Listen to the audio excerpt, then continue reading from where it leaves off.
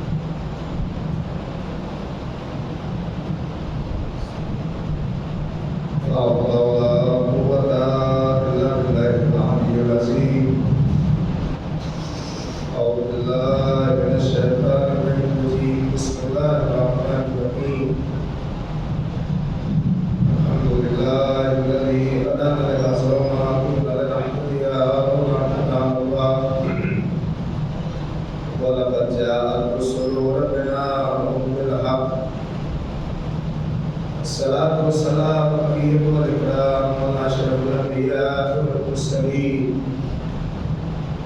خاتم النبيين مولانا وسلم جد الحسن والحسين بالقاسم محمد الله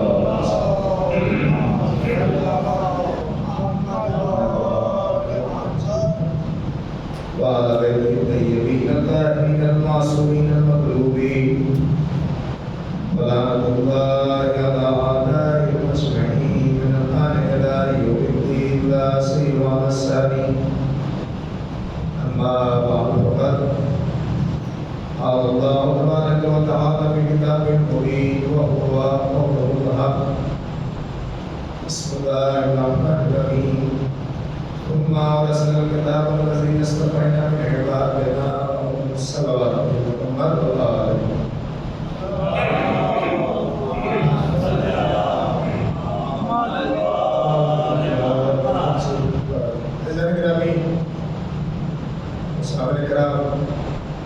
خالق کائنات اپنی پاکوں کا کسا کتاب قرآن مجید میں ارشاد فرمایا ثم أورثنا الكتاب الذين اصطفينا من عبادنا. فرمایا ہم نے کہ اپنی کتاب کا وارث اسے بنایا ہے جس کا چناؤ جس کا انتخاب ہم نے کیا ہے. یعنی قرآن مجید اللہ کی اس کتاب اور اللہ کے کلام کا وارث وہی ہو سکتا ہے جسے خدا نے بنایا ہے، اس سے خدا نے منتخب کیا ہے. ایک دوسری حدیث رسول صلی اللہ علیہ وسلم کی مشہور معروف ہے قرآن اور اہل بیت کے حوالے سے، جس میں رسول صلی اللہ علیہ وسلم ارشاد فرماتے ہیں کہ اتقاکم فی المستقبلین کتاب اللہ و اطاعتی اہل بیتی ما تمسکتم بہما لن تضلوا بعدی ولن یفترق حتی یرد علی القوس. رسول اسلام ارشاد فرماتے ہیں کہ قرآن میں تمہارے درمیان دو بھاری بھرکم چیزیں، دو قابل قدر چیزیں چھوڑے جا رہا ہوں. ایک کتاب خدا ہے اور دوسرے میری ہجرت اہل بیت ہے. اگر ان دونوں سے متمسک رہو گے تو میری بات ہرگز گمراہ نہیں ہو سکتی. اور اس کے بعد فرمایا یہ کتاب اور اہل بیت میری ہجرت وہ ہے جو حوض کوثر پر مجھے ایک ساتھ ملے گی. فرمایا قرآن اور اہل بیت کو جدائی نہیں یفترق کا، ان میں جدائی نہیں ہو سکتی. حتی یرد علی الحوض، یہاں تک کہ یہ دونوں کتاب خدا اور اہل بیت ایک ساتھ حوض کوثر پر ملے گی. اب چونکہ قرآن اور وارث قرآن کے حوالے سے گفتگو آپ کی خدمت میں عرض کر رہا ہوں، مسلسل 6 سے 7 گفتگو جو بھی آپ کی خدمت میں ہوئی ہے قرآن اور وارث قرآن. اگر اس کائنات میں کوئی وارث قرآن ہے تو وہ اہل بیت. حدیث رسول کہ نہ قرآن اہل بیت سے جدا ہے نہ اہل بیت قرآن سے جدا. قرآن اہل بیت کے ساتھ ہے، اہل بیت قرآن کے ساتھ ہے. اچھا ابھی اگر مانا جائے کہ رسول اسلام نے فرمایا کہ قرآن اہل بیت کے ساتھ ہے اور اہل بیت قرآن کے ساتھ ہے، تو اس اس کا مطلب کیا ہے؟ دونوں دوسرے کے ساتھ ہیں، جدائی نہیں ہے۔ مطلب کیا ہے؟ کیا اس کا مطلب یہ ہے کہ جہاں اہل بیت ہوں گے تو اہل بیت کے پاکٹ میں جیب میں قرآن ہوگا، کا دونوں ساتھ ہیں، جدا نہیں؟ اس کا مطلب یہ ہو سکتا ہے کہ یہ مطلب ہوگا کہ جہاں قرآن ہوگا وہاں اہل بیت کی فرد کوئی کھڑی ہوگی؟ کیا صاحب کا مطلب یہ ہے؟ کہ نہیں، صاحب کا مطلب یہ نہیں ہے کہ جہاں قرآن ہے وہاں اہل بیت کھڑے ہوں گے، یا اہل بیت کے جیب میں قرآن موجود ہوگا۔ پھر صاحب کا مطلب کیا ہے؟ توجہ کریے گا، کہا قرآن اور اہل بیت ساتھ ساتھ ہیں، اس کا مطلب یہ ہے کہ قرآن کریم کو اگر جسم دے دیا جائے تو اہل بیت بن جائے، اہل بیت کی اگر سیرت کو لکھ دیا جائے تو قرآن بن جائے۔ صلوات پڑھی محمد و آل محمد۔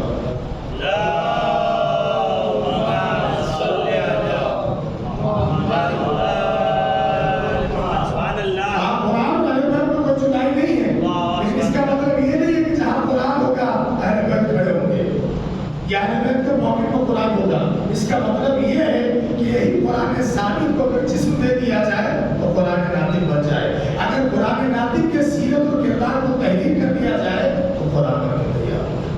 یہ ہے صاحب کا مطلب۔ اب چونکہ قرآن کے وارث کی گفتگو ہے تو آپ تھوڑا توجہ کریے گا۔ قرآن مجید کے جو وارث ہیں پروردگار عالم میں، اس کائنات میں اہل بیت علیہ السلام جو قرآن مجید کے وارث ہیں، انہیں اپنے ہر صفات کا مظہر بنا کر بھیجا، ہر صفات کا مظہر بنایا تاکہ انہیں دیکھتے جاؤ اور اللہ کو پہچانتے جاؤ۔ ان کی سخاوت کو دیکھو، اللہ کو سخی مانو، اللہ تمہیں کیسے عطا کرے گا۔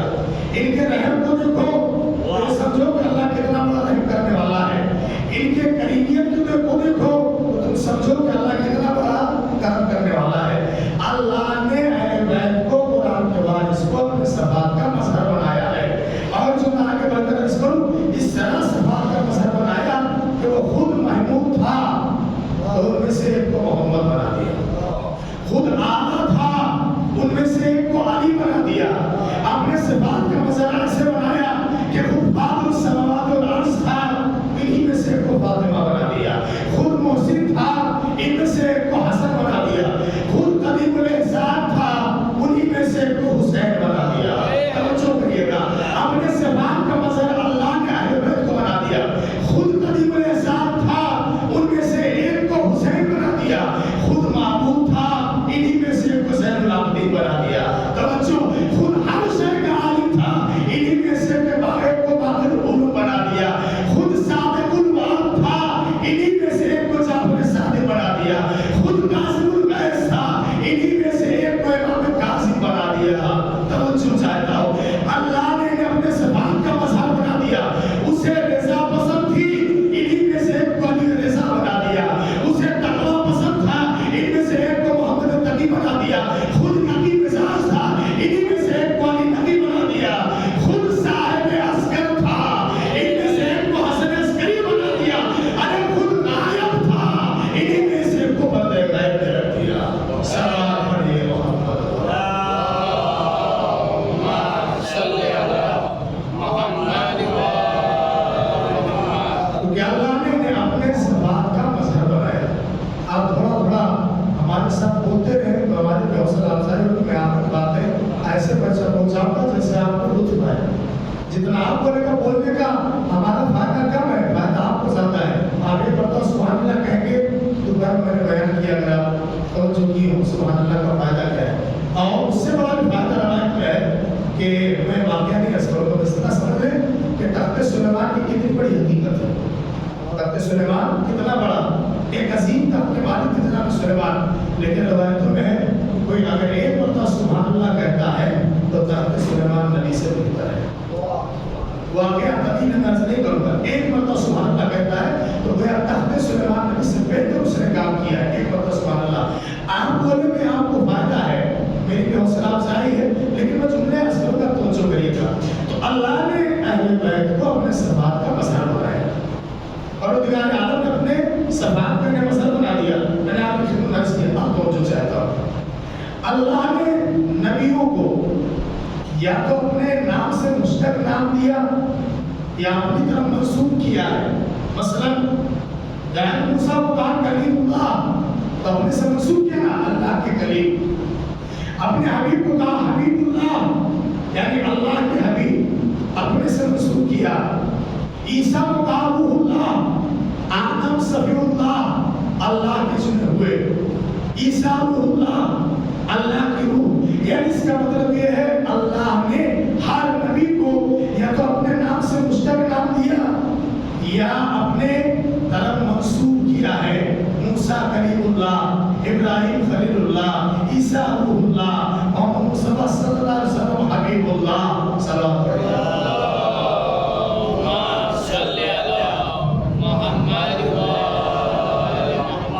ہر ایک نبی کو اپنے سے منسوب کیا ہے. کسی کو حبیب اللہ کہا، کسی کو کلیم اللہ کہا، کسی کو روح اللہ کہا ہے، کسی کو صفی اللہ کہا ہے، کسی کو خلیل اللہ کہا. لیکن انسان کے گرامی کائنات میں ایک ذات ہے. توجہ کریے گا، کائنات میں ایک ذات ہے جسے اللہ نے اپنے سے مشتق نام نہیں دیا ہے، جسے اپنی طرف منسوب نہیں کیا بلکہ اپنا مکمل نام دے دیا ہے. وہ ایک ذات علی کی ذات ہے. کہا میں بھی علی ہوں تو بھی علی ہے. سبحان اللہ. صلوات پڑھیے محمد و آل محمد.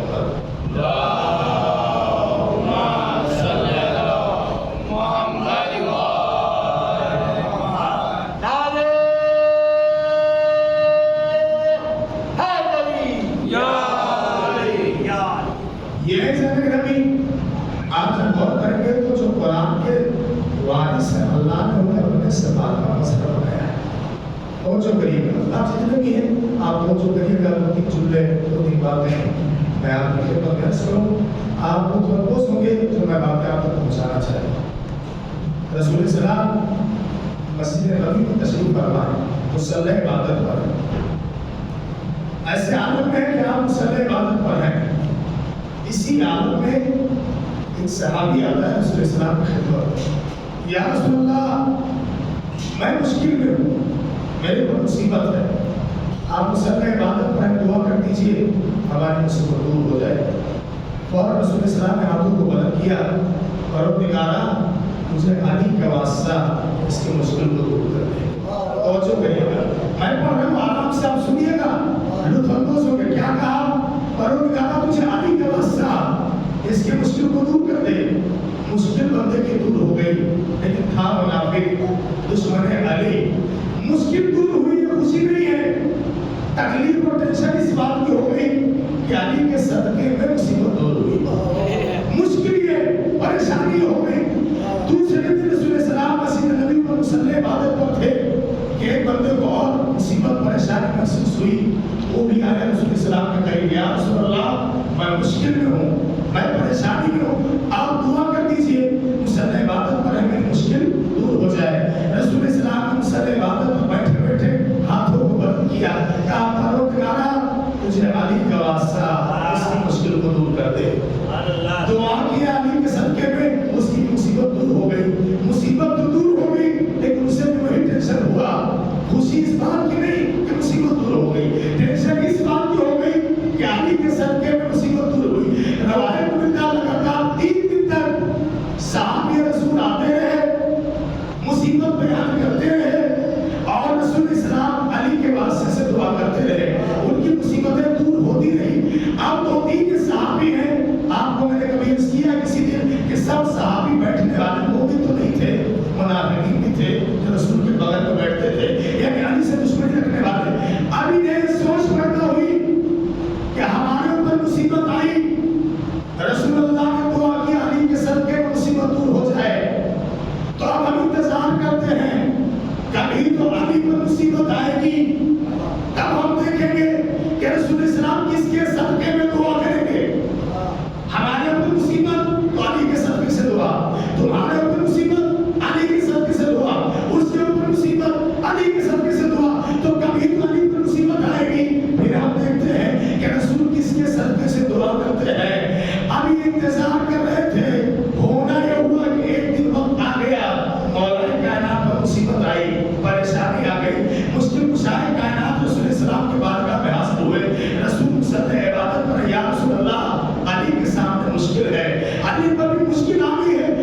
رسول اللہ دعا کر دیجئے. رسول اسلام مصلی عبادت پر بیٹھے تھے, ہاتھوں کو بلند کیا, کہا پروردگارا تجھے علی کا واسطہ, علی کی مشکل کو دور کر دے, علی کا واسطہ, علی کی مشکل کو دور کر دے. اب ان سے رہا نہیں گیا, رسول کے قریب آئے, یا رسول اللہ ہماری مصیبت کے لیے دعا, علی کے صدقے, اس کی مصیبت کے لیے دعا, علی کے صدقے, اس کی مصیبت آئی تو دعا علی کے صدقے. ہم یہ ہے کہ علی پر مصیبت آ گئی تب بھی علی کے صدقے سے دعا. ارے کبھی کسی اور کا نام لیجئے, کسی اور کے صدقے سے دعا کریے. رسول اسلام نے فرمایا خاموش ہو جا, تجھے معلوم نہیں ہے. ارے جب مجھ نبی پر مصیبت آتی ہے تب بھی میں دعا کرتا ہوں, پروردگارا تجھے علی کا واسطہ میری مصیبت کو دور کر دے. صلوات پڑھیے محمد و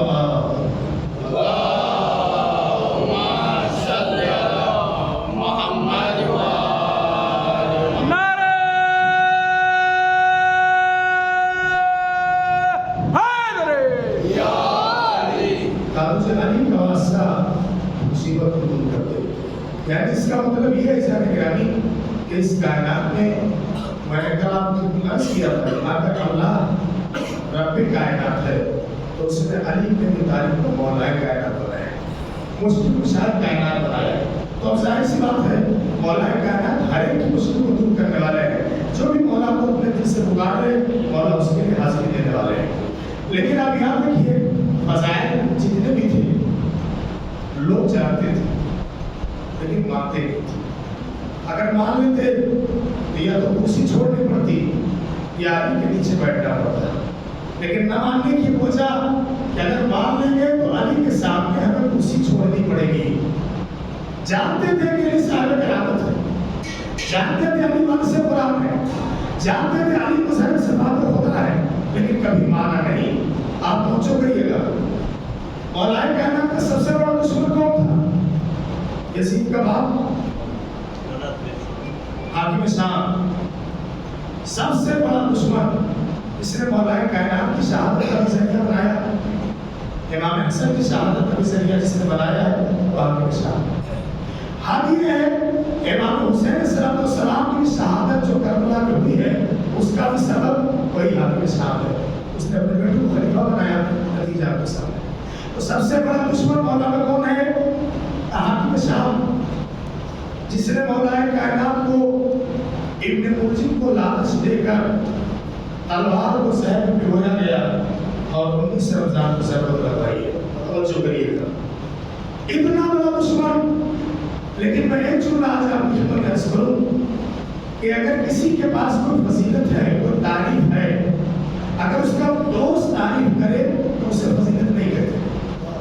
دوست تو برائی کو بھی اچھائی بیان کرے گا. دشمن اگر کسی کی فضیلت کو بیان کر دے تو اس کا مطلب یہ ہے کہ اس میں فضیلت ہے. دوست تو برائی کو بھی اچھائی کی طرح بیان کرتا ہے, لیکن دشمن بیان کر دے. سب سے بڑا دشمن کون ہے مولا کا؟ یزید کا باپ حاکم شام ملعون لعنت اللہ علیہ. سب سے بڑا دشمن علی کا ہے. جب 21 رمضان کو مولا کی شہادت ہو گئی, مولا کی شہادت کی خبر اسے شام میں ملی. سب سے بڑا دشمن ہے جملہ کیا ہے؟ رحم اللہ ابو الحسن, اللہ ابو الحسن پر رحمت نازل کرے. ابو الحسن حسن کے بعد یعنی مولا کائنات. حاکم شام دعا کرنا رحم اللہ ابو الحسن, اللہ ابو الحسن پر رحمت نازل کرے.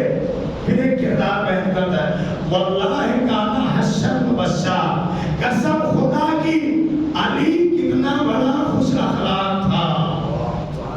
یہ کون کہنا ہے؟ جب مولا کا سب سے بڑا دشمن ہے, مولا کا سب سے بڑا دشمن مولا کے کردار کی تعریف کر رہا ہے. واللہ کانا حشر مبشر, قسم خدا کی علی کتنا بڑا خوش اخلاق تھا. اب ایک جملہ عرض کروں, علی کا دشمن علی کے وجود کو تو مار سکا لیکن علی کے کردار کو نہ مار پایا. علی کا کردار آج بھی زندہ ہے, قیامت تک زندہ رہے گا. صلوات پڑھ لیجیے محمد و اللہم صلی علی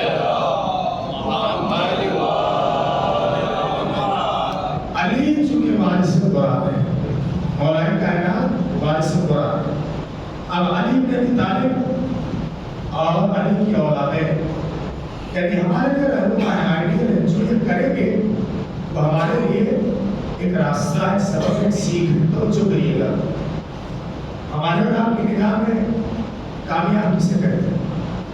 آپ نے سنا ہوگا اکثر کبھی کسی کے منہ سے جملہ نکلتا ہے کہ فلاں شخص کا لڑکا کامیاب ہو گیا۔ کیسے کامیاب ہو گیا؟ مثلا اسے اچھی ڈگری مل گئی، آپ کامیاب ہو گیا۔ فلاں شخص کا لڑکا بزنس میں ترقی کر گیا تو کہا فلاں شخص کا لڑکا کامیاب ہو گیا۔ اور اس سے آگے بڑھیے، دنیا میں اعتبار سے بہت سی ایسی چیزیں ہیں جو لوگوں کی نگاہوں میں کامیابی کی دلیل ہے۔ لوگ کہتے ہیں فلاں صاحب کا لڑکا کامیاب، فلاں صاحب کامیاب ہو گئے، فلاں صاحب کامیاب ہو گئے۔ تو چپ رہیے گا، مولا کی نگاہ میں کامیابی کسے کہتے ہیں؟ مولا کائنات کے پاس کون سی فضیلت نہیں ہے؟ کل میں آپ کی خدمت میں عرض کیا، شہزادی سے ازدواج، شہزادی فاطمہ زہرا سے شادی، وہ چھوٹی فضیلت علیہ السلام ہے۔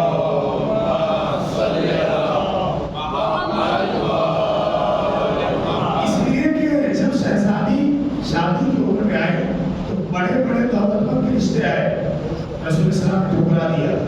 لیکن جب علی کا رشتہ آیا تو جبرائیل نازل ہوئے کہ اللہ فرماتا ہے کہ میں نے علی و فاطمہ کا آسمان میں پڑھ دیا، آپ زمین پر پڑھ دیجئے۔ یعنی علی کے رشتے کو قبول کیا اور فرمایا لولا علی لما کان لفاطمہ کا کفر، اگر علی نہ ہوتے تو اس زمین پر فاطمہ کو کوئی ہمسر نہیں تھا۔ توجہ کریے گا، اس کا مطلب یہ ہے کہ علی کی شادی فاطمہ سے ہوئی، یہ بھی کامیابی اور فضیلت کی دلیل ہے۔ لوگ آئے واپس گئے، رسول اللہ نے منع کیا واپس چلے گئے۔ اور آگے بڑھیے، خانہ کعبہ میں کسی کی ولادت ہوئی نہیں ہوئی، یہ علی کی کامیابی کی دلیل ہے۔ عزیزان گرامی، میدان مباہلہ میں علی نفس رسول بن کر گئے۔ صحابی تو بہت تھے لیکن نفس رسول کوئی نہیں بن سکا، علی کی کامیابی کی دلیل ہے۔ رسول السلام کے بستر پر شب ہجرت علی سوئے، سو کر رسول کی جان بچائی، نفس کو بیچا، مرضی خدا خرید لی، تو علی نفس اللہ کہلائے۔ علی تو کامیاب ہو گئے لیکن علی نے نہیں کہا میں کامیاب نہیں کہہ سکتے، ابھی نہیں۔ 1.25 لاکھ حاجیوں کے مجمع میں منافقین بھی ہیں، مسلمین بھی ہیں، سب کے مجمع میں رسول اللہ نے علی کو مولا بنا دیا۔ 1.25 لاکھ حاجیوں کے مجمع میں علی نے نہیں کہا میں کامیاب ہو گیا۔ یعنی ایک کے بعد ایک فضیلتیں ملتی گئی، علی نے نہیں کہا آج میں کامیاب ہو گیا۔ لیکن سن 40 ہجری 19 رمضان جب علی کے سر پر ضربت لگی تب علی نے کہا حس من الدل کعبہ، آج علی کامیاب ہو گیا، رب کعبہ کی قسم آج علی کامیاب ہو گیا۔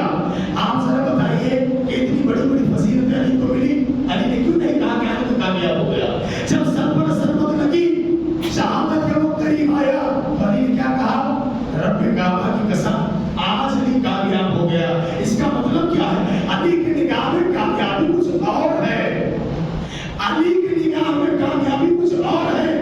شہزادی کا شوہر ہونا اتنی بڑی کامیابی نہیں ہے، علی کی نگاہ میں کامیابی کیا ہے؟ توجہ کریے گا، میں ایک چھوٹی سی روایت عرض کر دوں۔ جناب موسیٰ علیہ السلام صلوات محمد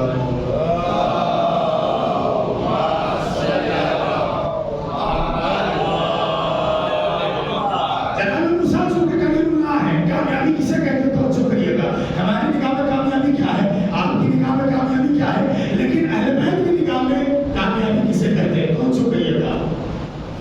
روایت ہے کہ جناب موسیٰ چونکہ کریم اللہ اللہ سے باتیں کرنے جایا کرتے تھے، کریم اللہ ہے، اللہ سے باتیں کرنے جاتے ہیں۔ ایک دن جب اللہ سے باتیں کر لی تو جناب موسیٰ نے سوال کیا، پروردگارا تیرے نگاہ میں کامیاب بندہ کون ہے؟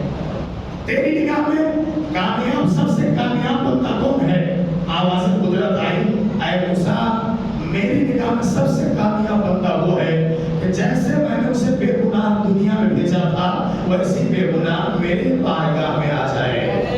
توجہ نہیں کیا آپ نے، کیا کہا اللہ نے؟ اے کلیم اللہ، مجھ خدا کی نگاہ میں کامیاب وہ بندہ ہے کہ جیسے میں نے اسے معصوم بے گناہ دنیا میں بھیجا تھا وہ بھی بے گناہ میری بارگاہ میں آ جائے۔ اب سمجھ میں آیا علی نے کیوں کہا ضربت لگنے کے بعد آج میں کامیاب ہو گیا۔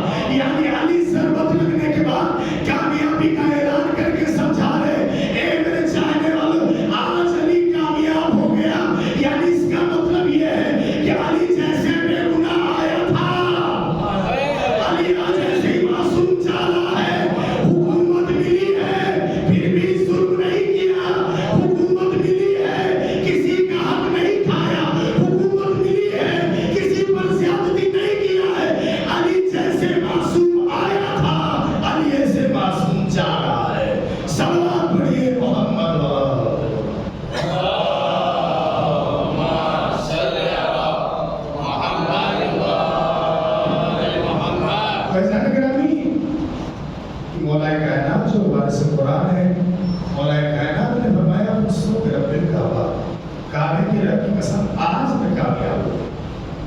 یعنی مولا کائنات نے اعلان کر دیا کہ تم ہمارے چاہنے والے ہو، تم ہمارے ماننے والے ہو، تو حقیقت میں تمہاری کامیابی دنیاوی کامیابی کوئی معنی نہیں رکھتی. دنیاوی کامیابی مکان کا ہونا، گاڑی کا ہونا، بنگلہ کا ہونا، یہ ظاہر کوئی معنی نہیں رکھتی ہے. تمہاری حقیقت میں کامیابی یہ ہے کہ جیسے اللہ نے تمہیں معصوم بھیجا ہے، کوشش یہ کرو کہ جب اس دنیا سے جاؤ تو تمہارا دامن بھی گناہوں سے پاک ہو. اگر تمہارا دامن یہاں سے جاتے ہوئے گناہوں سے پاک رہا، تب حقیقت میں تم اللہ کے نزدیک کامیاب ہو. یہ صلوات پڑھ لیجیے محمد و آل محمد.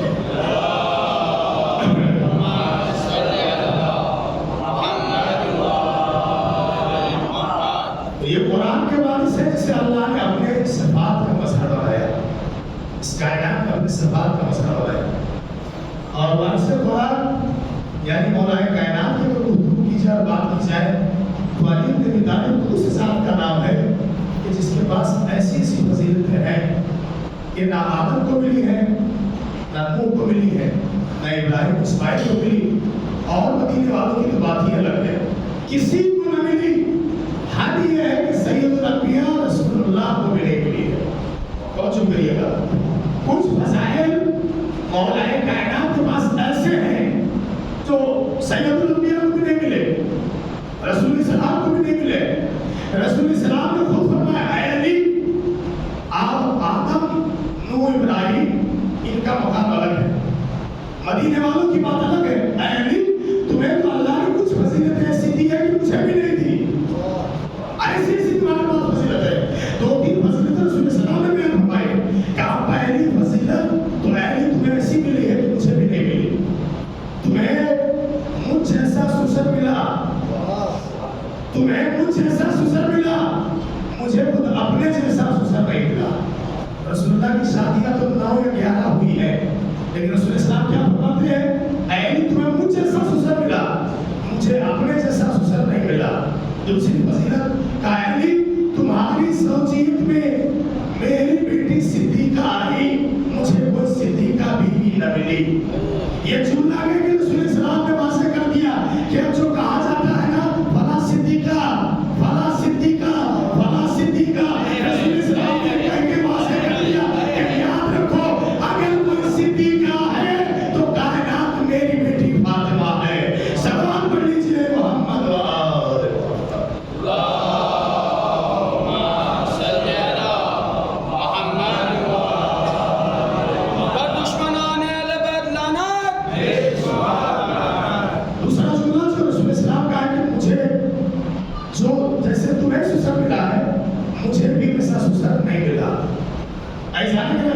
آپ ذرا غور کریے جملے میں کتنی نزاکت ہے.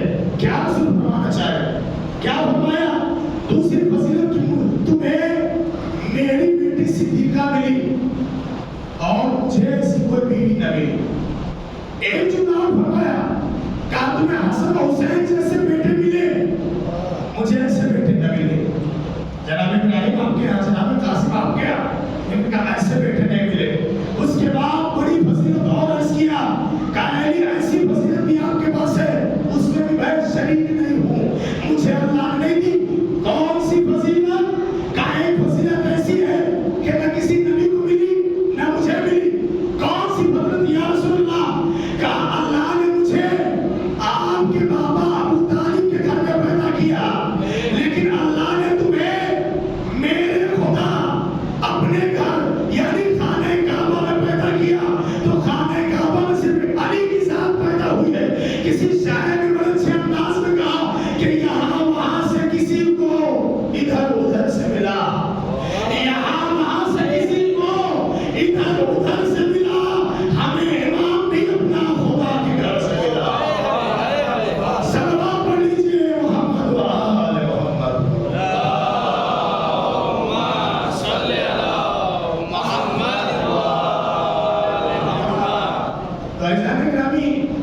یہ فضائل وہ فضائل ہے جس کا بیان کرنے والا رسول اللہ ہے، کائنات کے رسول ہے، سید الانبیاء ہے.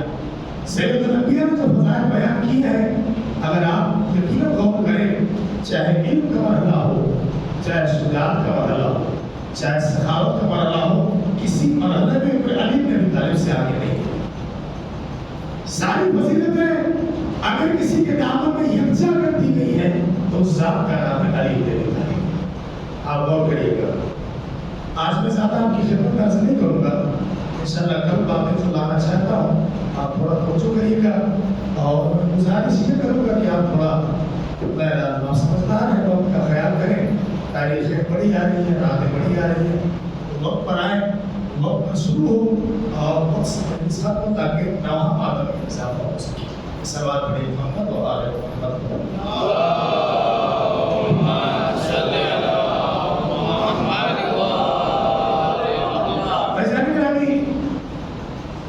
اہل بیت قرآن مجید کے وارث ہیں، اہل بیت صفات خدا کی مظہر ہے۔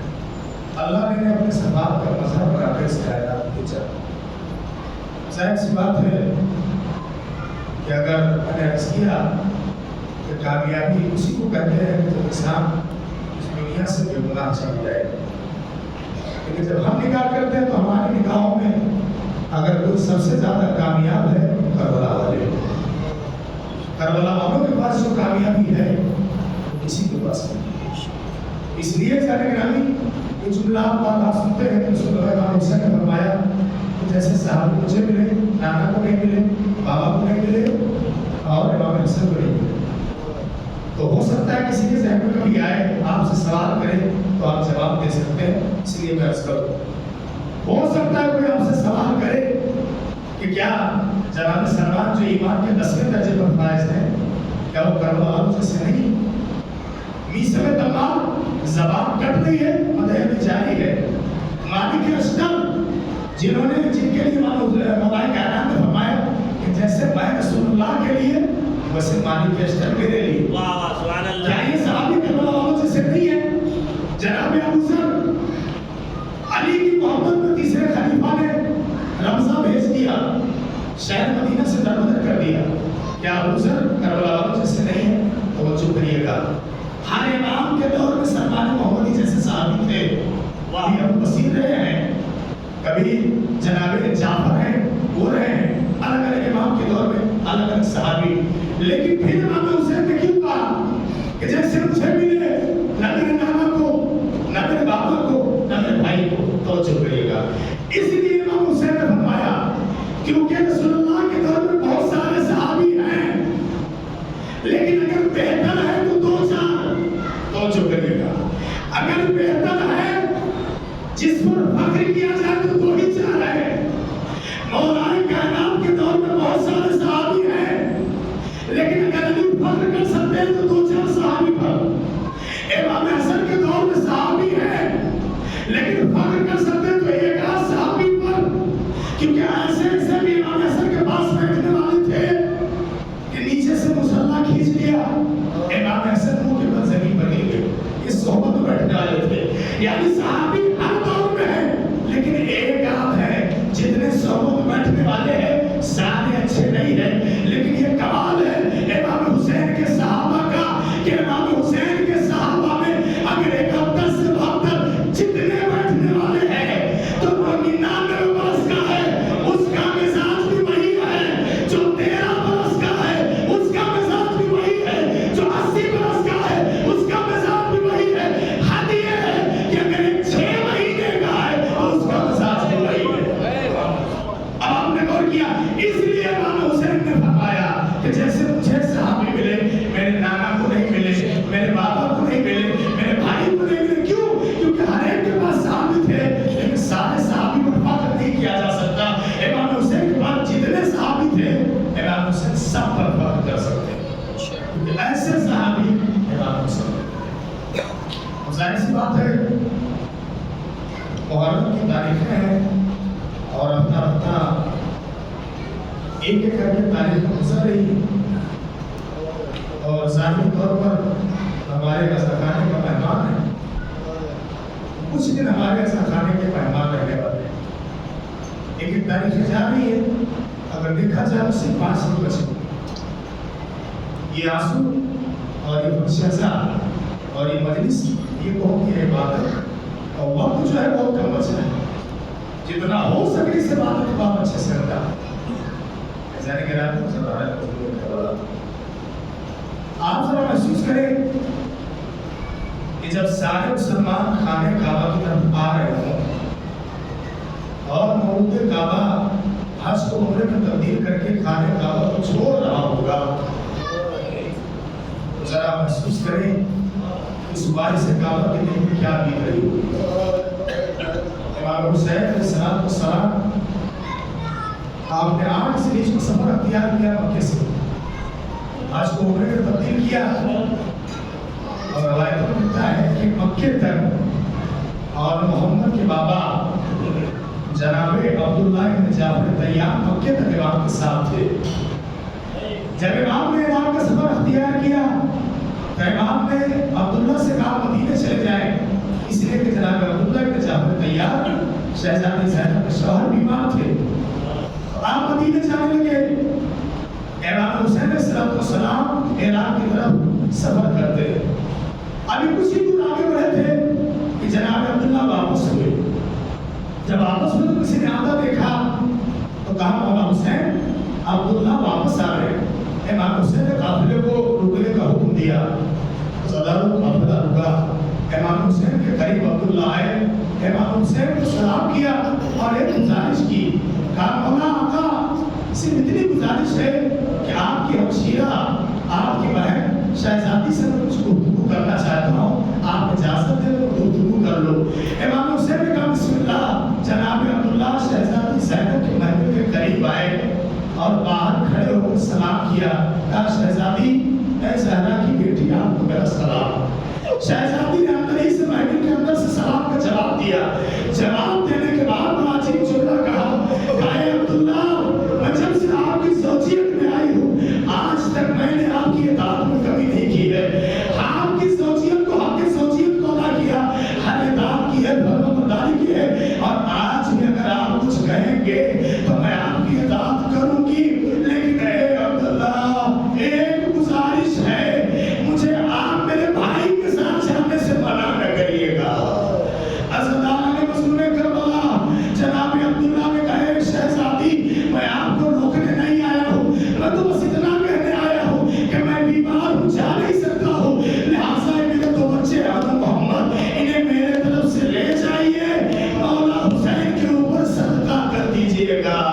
ہاں عزیزانو یہ قافلہ چلا، 2 محرم کو کربلا میں پہنچا، تاریخیں گزرتی گئی، شب عاشور آئی، اب ہر بیوی اپنے خیمے میں بیٹھی ہوئی اپنے بچے کو سامنے بٹھائے ہوئے سمجھا رہی ہے، شہزادی زینب اور محمد کو سامنے بٹھائے کہہ رہی ہے اے محمد کل روز عاشور آئے گی تو یاد رکھنا اکبر سے